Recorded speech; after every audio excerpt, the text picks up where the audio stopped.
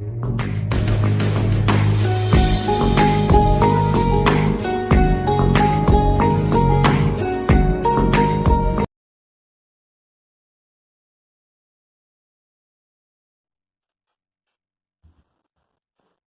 Friends, एक बार मैं फिर से आपका स्वागत करता हूं आपका अपना channel Shivchandra Gupta online coaching classes में। आज हमारा जो सेकंड वीडियो है ये हाई स्कूल के लिए एक चैप्टर के बारे में हम आज डिस्कस करेंगे। जैसा कि फर्स्ट वीडियो में हमने आपको बताया था कि हाई स्कूल का इंट्रोडक्शन, और उस इंट्रोडक्शन में आपको थोड़ा सा रिवीजन के तौर पर हमने मैं बता दूं।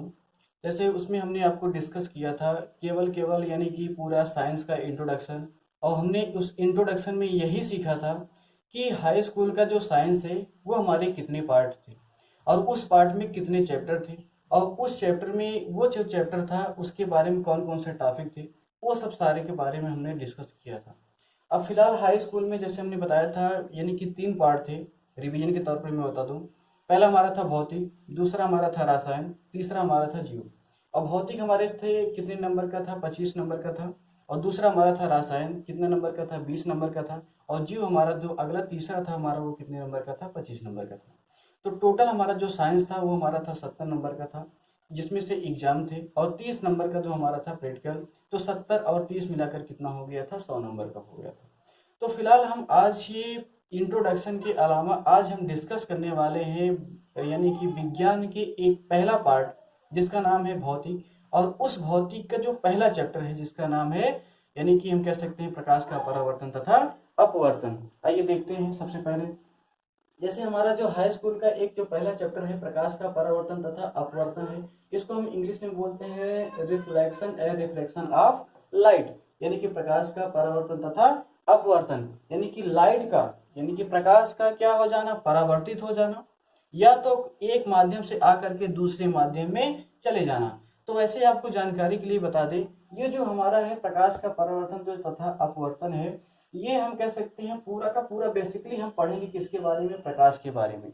मेन जितना भी यानी कि चैप्टर होगा, जितने भी चैप्टर में जितने भी पॉइंट होंगे, सब किसके बारे में डिस्कस करेंगे, प्रकाश के बारे में। तो आइए देखते हैं प्रकाश हमारा होता क्या चीज है। जैसे मैं आपको बता दूं, प्रकाश प्रकाश को इंग्लिश में हम क्या बोलते हैं, लाइट। अब ये जो प्रकाश होता है, आइए हम इसके बारे में देखते हैं। जैसे हाई स्कूल में हमें मेन देखना पड़ता है कि डिफिनेशन, उसके बाद न्यूमेरिकल, डेरिवेशन, और फिर उसके बाद हमें देखना पड़ता है ऑब्जेक्टिव सवाल वे कैसे आते हैं। तो हम यहाँ पर एग्जाम के बेस के आधार पर ही बताएंगे। जो हमारा एग्जाम में ज़्यादा इम्पोर्टेंट है, ज़्यादा आने वाला चीज़ है, उसको हम ज़्यादा क्लियर पढ़ेंगे, ज़्यादा यानी खूब बढ़िया से डिटेल पढ़ेंगे। और जो हम कह सकते हैं थोड़ा सा इंट्रोडक्शन तौर पर है, उसको हम ज़्यादा गहराई तक नहीं जाएंगे, क्योंकि फालतू का टाइम इन्वेस्ट करने से हमें कुछ नहीं होने वाला है। क्योंकि समय के आधार पर सिलेबस हमारा देखा जाए तो यानी कि ज़्यादा ही होता है, वो कम नहीं होता है। पूरे सत्र यानी कि सब लोग पढ़ते रहते हैं, कभी कभी पूरा कंप्लीट नहीं हो पाता है बहुत लोगों में, बट ऐसा नहीं होता है। अगर देखा जाए तो हाई स्कूल में ज़्यादा कुछ सिलेबस ज़्यादा हमारे नहीं है। तो आइए देखते हैं प्रकाश होता क्या है। अच्छा, अगर प्रकाश को इंग्लिश में क्या बोलते हैं, लाइट। जैसे अगर मैं बोलूँ, अगर प्रकाश ना होता तो क्या हम लोग होते, नहीं होते। कैसे नहीं होते? अच्छा ये बताइएगा, पूरे अर्थ पर जो लाइट का यानी कि प्रकाश का जो मेन सोर्स है वो हमारा कौन होता है, सूर्य। अब जब सूर्य है तो उससे प्रकाश निकलता है। अब वो प्रकाश आता है किस पे, पेड़ पौधों को। तो पेड़ पौधे प्रकाश संश्लेषण की क्रिया के द्वारा अपना भोजन स्वयं वो बना लेते हैं।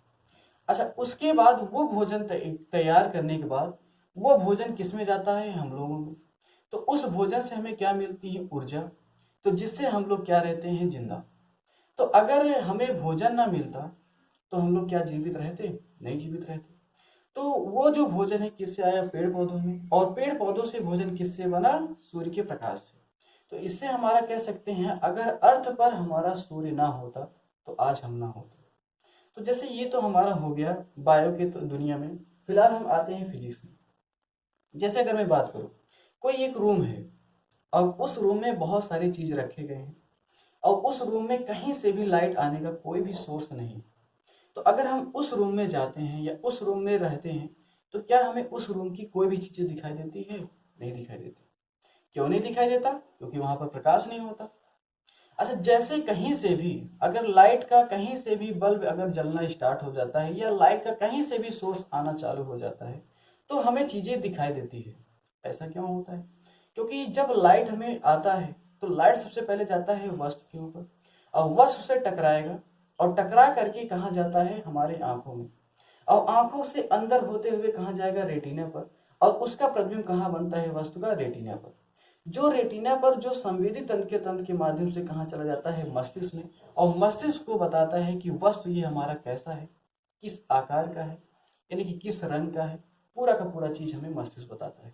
तो हम कह सकते हैं प्रकाश एक प्रकार का क्या है? यानी कि साधन है। यानी कि अगर हमारा कह सकते हैं साधन ना होता, प्रकाश ना होता, तो क्या कोई चीजें दिखती? कभी नहीं दिखती। तो हम कह सकते हैं प्रकाश एक प्रकार का हमारा साधन है, जो किसी भी वस्तु को देखने में हमारी क्या करती है? मदद करती है। तो इससे हमारा डिफिनेशन हो गया। हम लिख सकते हैं प्रकाश एक प्रकार का क्या है? भौतिक साधन है। प्रकाश एक प्रकार का भौतिक साधन अथवा कारक है। भौतिक साधन अथवा कारक है। साधन अथवा कारक है जो किसी भी वस्तु को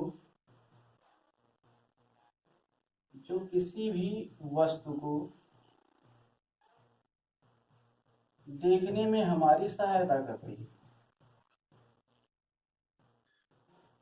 देखने में हमारी सहायता करती है या मदद करती है। तो प्रकाश एक प्रकार का क्या है? भौतिक साधन अथवा कारक है जो किसी भी वस्तु को देखने में हमारी सहायता करती है। अच्छा, इसके बाद हम देखेंगे, देखिए चैप्टर को हम हर चैप्टर में जितने पॉइंट है 1 बाय 1 डिस्कस करते चले जाते हैं। तो हालांकि अभी हमें फिलहाल पता चल गया इसके बारे में, प्रकाश के बारे में। प्रकाश को इंग्लिश में बोलते हैं लाइट।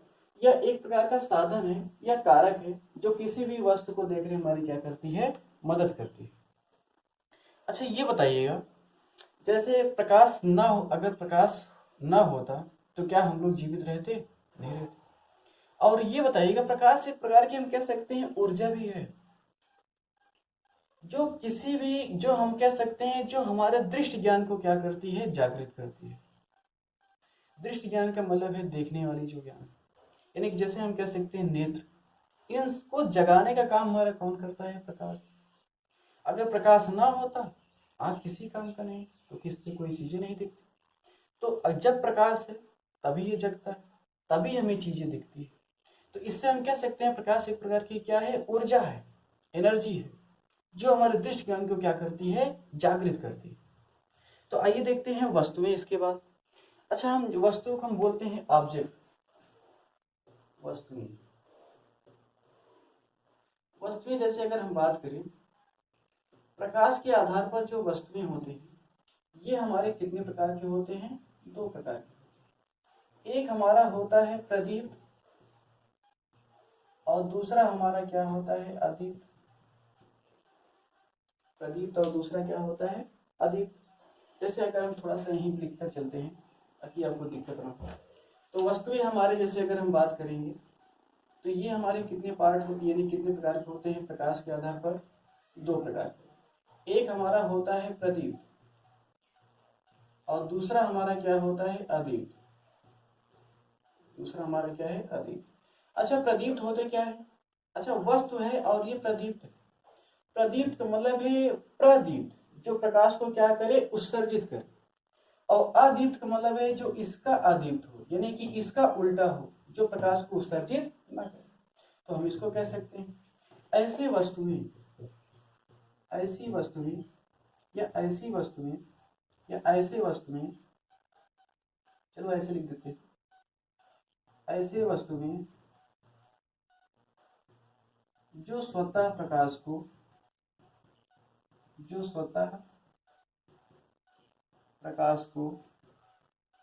उत्सर्जित करती है,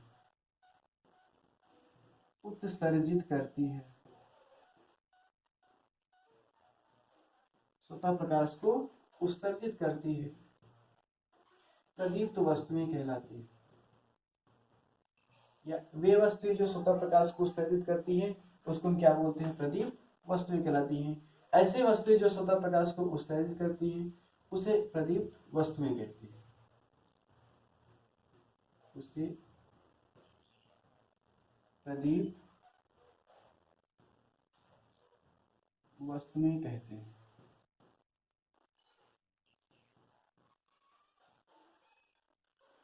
जैसे एग्जाम्पल अगर हम देख लें,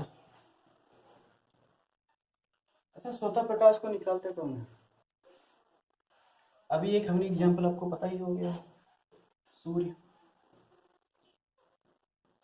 और दूसरा हम कह सकते हैं विद्युत बल्ब, ये भी प्रकाश निकालता है। और तीसरा हम कह सकते हैं मोमबत्ती, ये भी प्रकाश को निकालता है। और एक हम कह सकते हैं तारा, तारा भी प्रकाश को निकालता है। ये सारे के सारे हमारे कैसे हैं? प्रदीप्त वस्तुएं। आइए हम अगला डिस्कस करते हैं अदीप्त वस्तुओं के बारे में। दूसरा हमारा कैसा है बताओ? अदीप्त वस्तु। इसको हम लिख सकते हैं वे वस्तुएं जो स्वतः प्रकाश को उत्सर्जित नहीं करती, उसे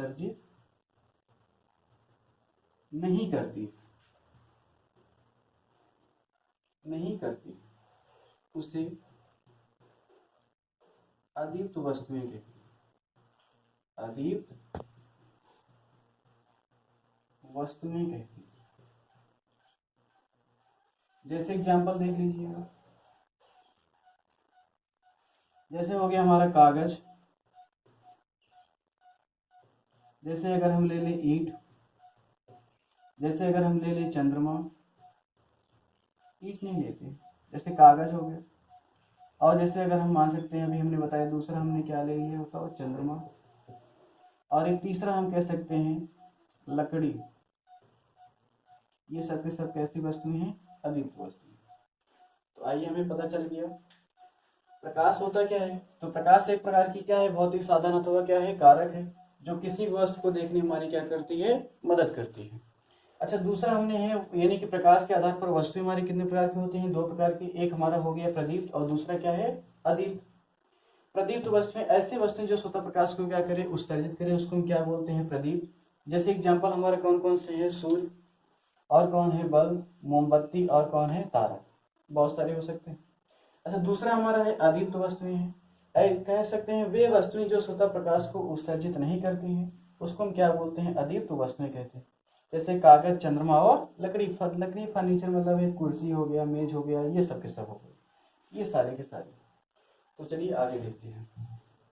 अभी हमने प्रकाश के बारे में डिस्कस किया है और हमें इससे संबंधित वस्तुएं के बारे में पता चल गया। वस्तुएं हमारे कौन कौन से हैं? प्रदीप्त और अदीप्त, ये पता चल गया। तो प्रकाश एक प्रकार का क्या है? भौतिक साधन अथवा कारक है, जो किसी भी वस्तु को देखने में हमारी क्या करता है? मदद करता है। आइए थोड़ा सा देख लेते हैं लक्षण। और लक्षण देखते हैं किसका लक्षण? वो भी प्रकाश का, यानी कैरेक्टर, वो प्रकाश का प्रमुख लक्षण, जिसे हम कह सकते हैं प्रकाश के प्रमुख लक्षण।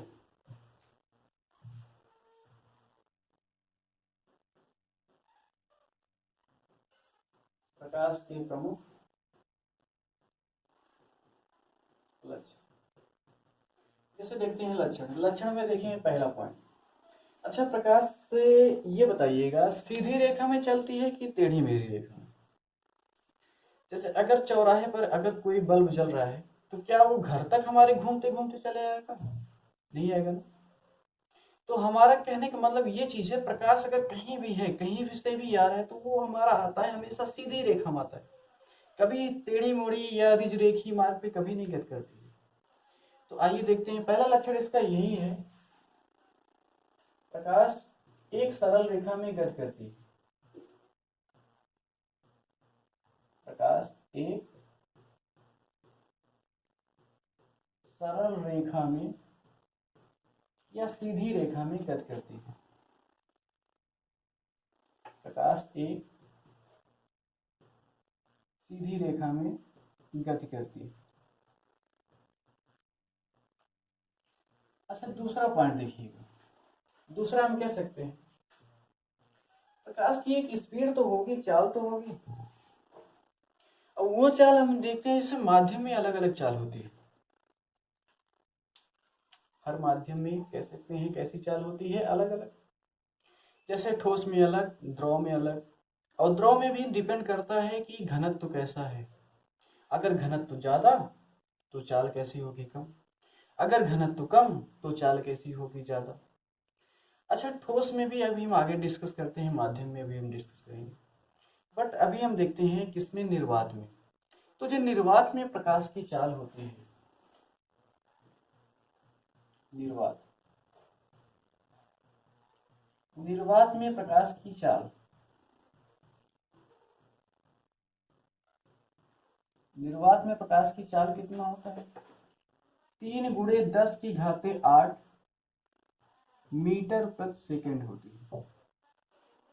पहला करेक्टर है सीधी रेखा में गति करेगा। दूसरा है इसकी चाल कितना होता है, 3 × 10⁸ मीटर प्रति सेकंड होता है।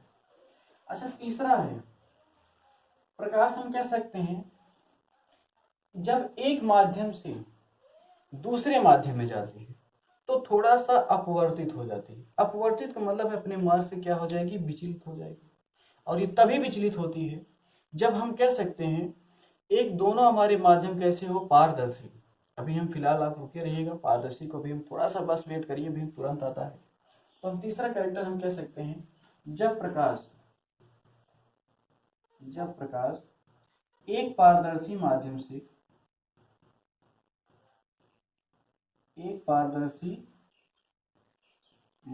से दूसरे पारदर्शी माध्यम में जाता है तो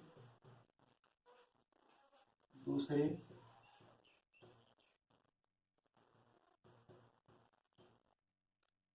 पारदर्शी माध्यम में जाता है तो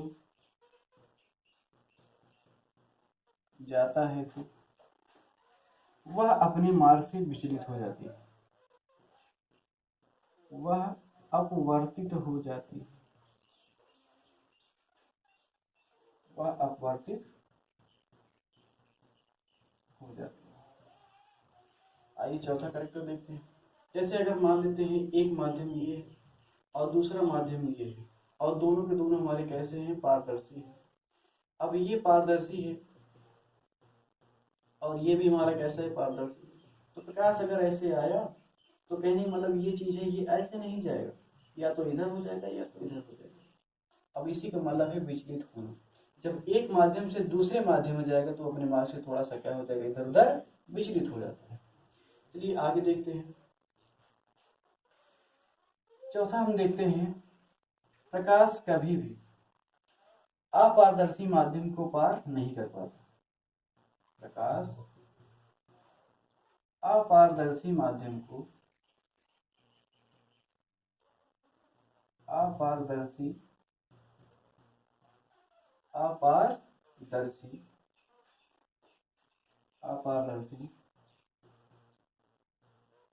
माध्यम को पार नहीं कर पाता, प्रकाश अपारदर्शी माध्यम को पार नहीं कर पाता। सही बात है, अगर कोई माध्यम अपारदर्शी है तो प्रकाश कभी भी उसको पार नहीं कर पाएगी, और माध्यम अगर पारदर्शी है उसको पार कर पाएगी। हालांकि ये दोनों पॉइंट अभी हम माध्यम को अभी आगे क्लियर करते हैं। चलिए पांचवा देखते हैं। पांचवा हम कह सकते हैं प्रकाश विद्युत चुम्बकीय तरंगों के रूप में गति करता है। प्रकाश विद्युत चुम्बकीय तरंगों के रूप में